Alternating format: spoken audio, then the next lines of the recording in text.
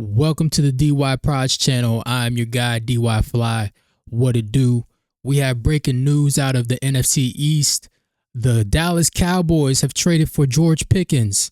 They gave up next year's third and I think the 2027 fifth round pick. I think it's a solid move for the Cowboys. You know, they finally get their number 2 receiver, George Pickens. He plays the boundaries. He's going to be on the outside, running go routes, hitch routes, and that's pretty much it. He's not going to occupy the same space as CeeDee Lamb. CeeDee's still going to work in the slot, work the middle of the field. So I think they complement each other very, very well. So I think if I was a Cowboys fan, I'd be excited about this. And George Pickens, the talent, it is there. You know, sometimes he looks like the best receiver in the league. Like talent-wise, I'm not even going to cap.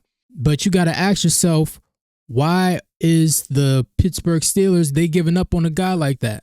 Why are they giving up on a guy like that? There's only 2 reasons.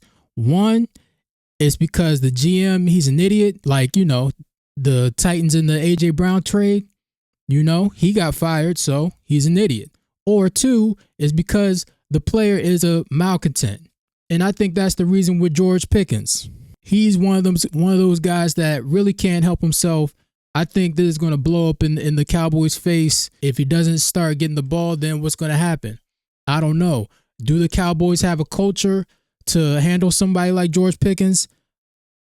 I would have to say no. You know, you got to look at how they've responded when their backs are against the wall.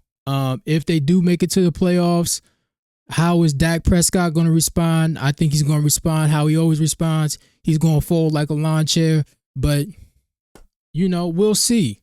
I could be wrong, but I doubt it. But yeah, if I was a Cowboys fan, I'd be excited about this. This is going to definitely bolster their offense for the regular season.